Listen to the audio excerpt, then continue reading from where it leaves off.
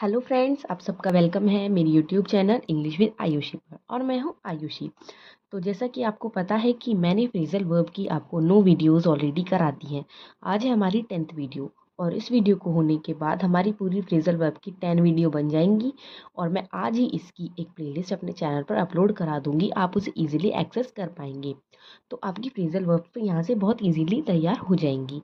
अब आप मुझे कमेंट बॉक्स में ये बता सकते हैं कि मैं नेक्स्ट वीडियो किस सीरीज़ पर लेकर आऊँ या फिर किस चीज़ की आपको नीड है, ग्रामर से रिलेटेड, वोकैब से रिलेटेड, जो मैं आपको एक सीरीज़ की तरह करा सकूं।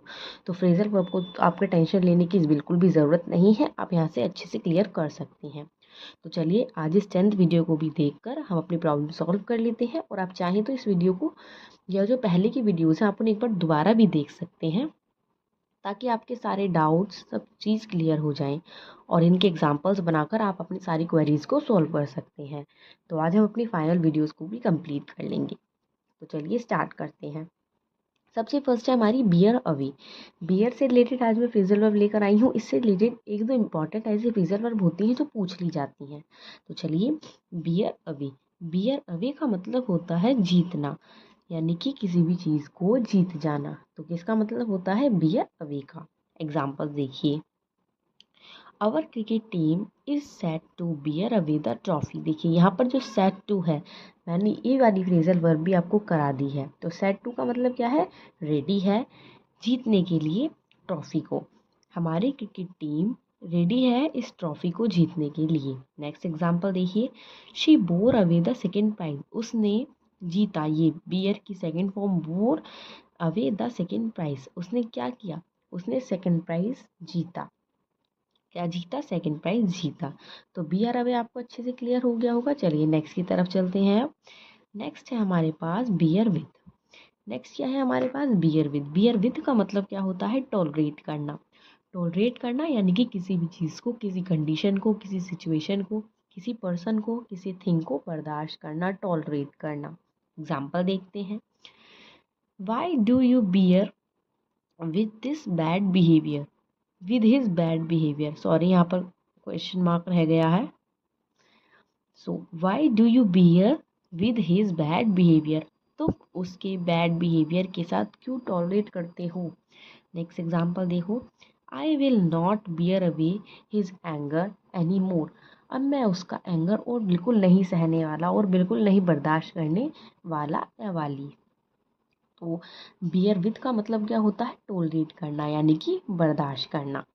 नेक्स्ट की तरफ चलते हैं, बियर डाउन। नेक्स्ट क्या है हमारे पास, बियर डाउन। इसकी भी एग्जांपल देखिए। सबसे पहले हम इसका मीनिंग समझते हैं।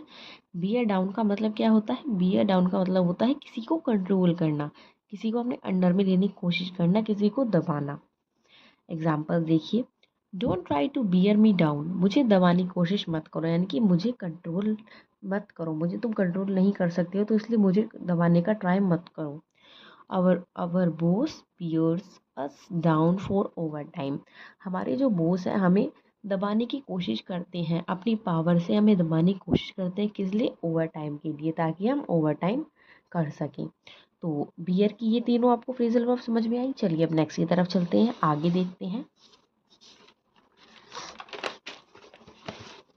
नेक्स्ट है हमारे पास बियर अप।